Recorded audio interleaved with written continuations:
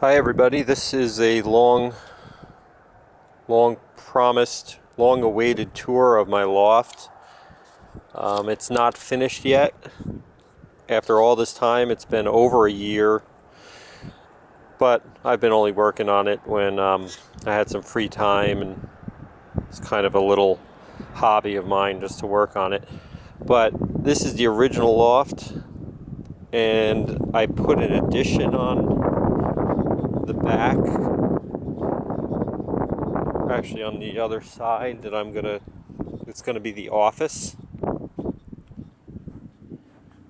So it was originally 8 by 12, and I put on a 4 by 8 addition for an office space so I can train the birds in there and get them ready for the shows and vaccinate. But you can see it hasn't been painted yet. And the inside is not finished. I'm going to eventually finish the inside with insulation and everything like that to keep it warm so I can go in there in the winter. So here it is.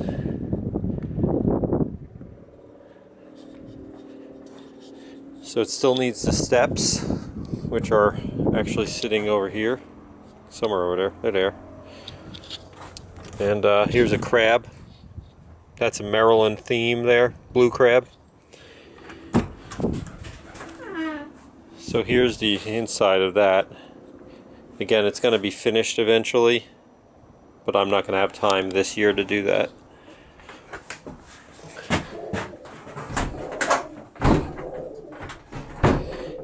I just put these shelves up like this today, just so I could keep my stuff organized. Here's my original trophy that I won back in 1981 for a helmet, best young bird or something like that. Here's my little judging stick and some of my stuff up here. Antibiotics, some extra waterers. Here's my records for my different birds.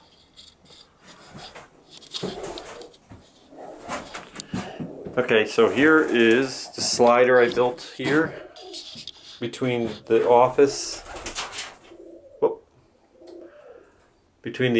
and the first section, which is going to be the young bird section. Right now I have the door between the young bird section and the old bird section open, and I'm letting these guys fly back and forth. The babies, I took them out of the breeding section. Anyhow, this is a slider, and this is going to have the ability to put a plastic plexiglass window in there in the winter. I might have to put that in eventually just because the dust is probably going to be bad. So, slides really nice. This guy is the king of the young bird section. He's not afraid of anything. He come right up to me. You're not going in there. Oh, yes, he is. I had these V perches in the breeder pen of it originally, and I got some advice to change out the box perches, but I decided to. I changed all the main perches out to box perches, but I decided that these guys might like to have these. So anyhow, and then you can see all the box perches in here.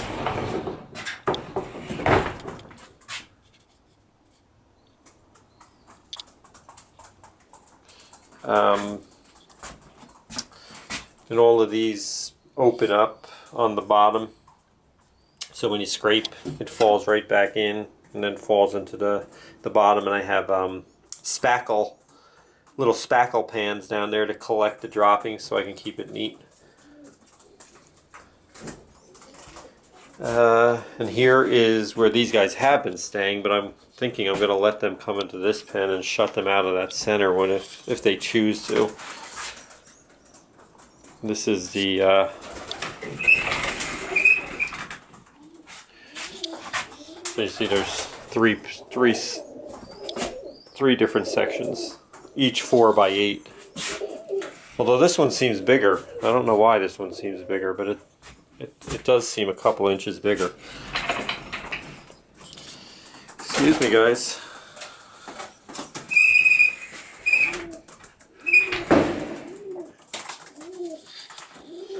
So these guys have a little exit on the bottom there that they can go out into the fly pen if they want.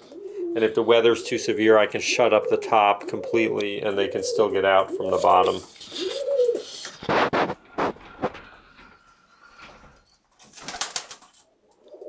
Here's the breeders.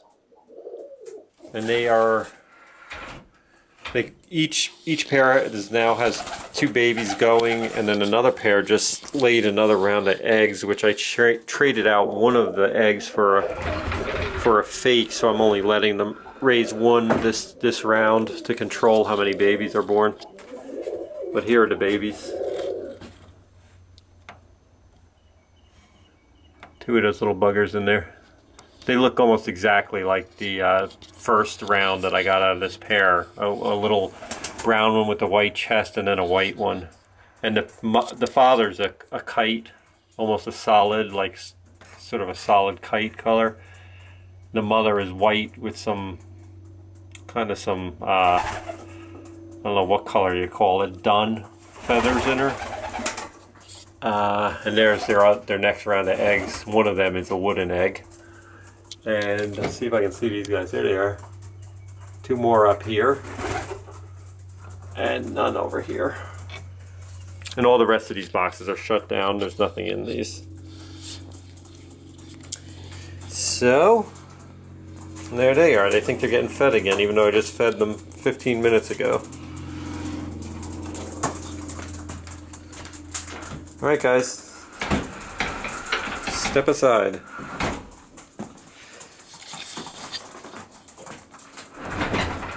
This guy really is something else.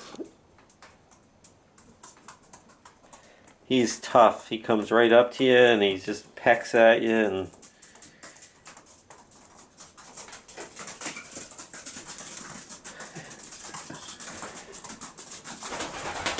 all right. I'm gonna go out.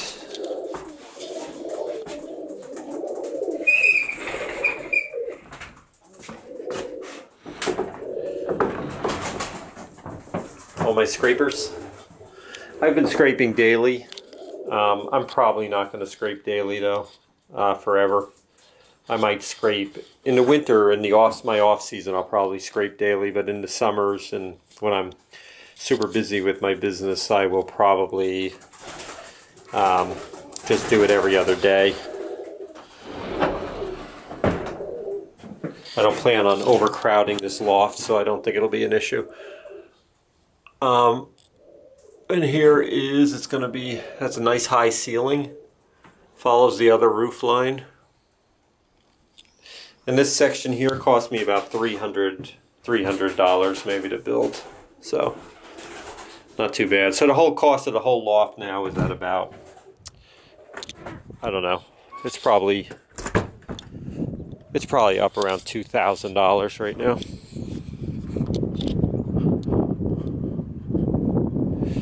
That's about it. Hope you like it. Thanks for watching. See ya.